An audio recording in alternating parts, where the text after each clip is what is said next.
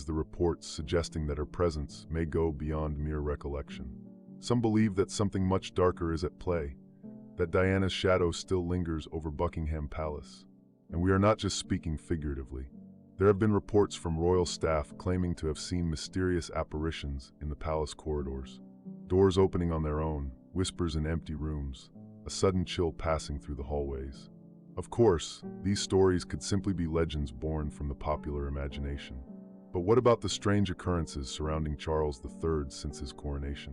Shortly before Queen Elizabeth II's death, rumors began circulating about a strong unease within Buckingham Palace.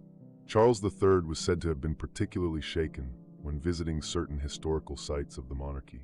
One of these locations was Kensington Palace, Diana's former residence.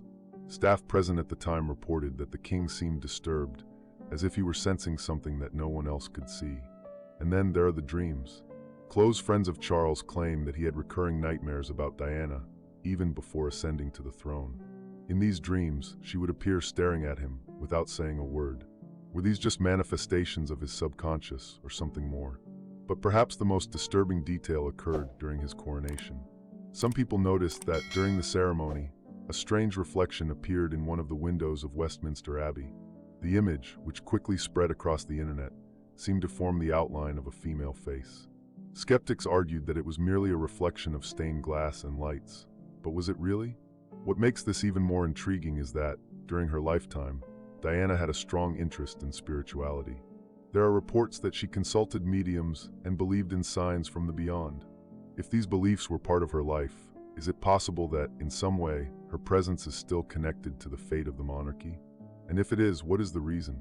Some believe that this energy represents a warning. Others say it is a sign that Charles III's reign will never be fully accepted, as if Diana's past were a constant reminder that something was left unfinished. But the question no one can answer is this mystery surrounding Diana merely a creation of the human mind, or is Charles III truly being haunted by something unseen?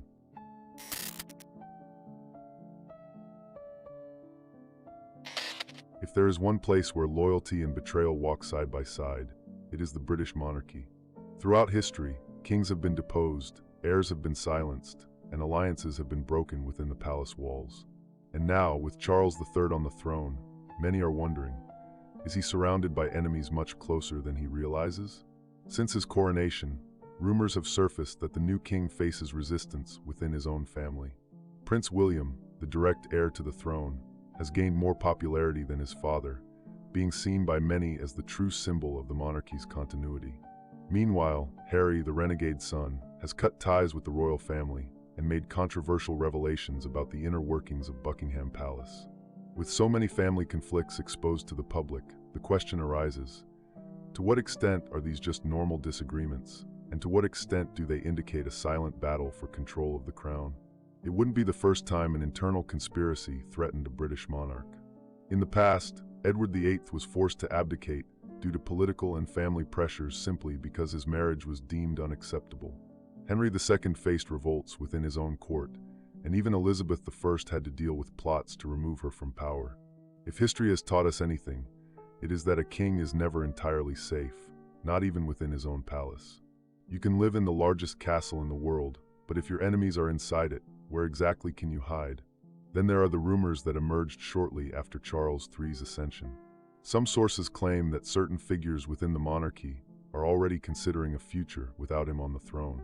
This wouldn't be a traditional coup, but rather an orchestrated transition, where Charles would eventually be convinced to abdicate, clearing the way for William to take over. This would explain the growing public exposure of the prince and the sudden increase in his influence. But there is an even more intriguing detail: Charles III's relationship with the British government. Unlike his mother, Elizabeth II, who maintained a neutral and discreet stance, Charles has always expressed opinions on political and environmental issues. And this bothers a lot of people.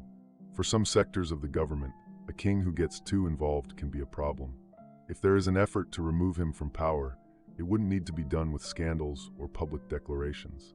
It would simply require slowly wearing him down, undermining his popularity and authority until his reign becomes unsustainable. And what if this conspiracy is already in motion? After all, why has the monarchy's role been so heavily debated recently? Why is there a growing effort to redefine the royal family's place in modern society? Does Charles III realize he may be being manipulated by those who should be protecting him? The fact is, within the monarchy, nothing happens by chance. Every move, every public appearance, and every statement is carefully planned. And if there is an internal conspiracy against the king, it is being executed subtly and silently. The big question is, will Charles III recognize the threat before it's too late? Or is he destined to become just another monarch brought down by forces he never managed to control?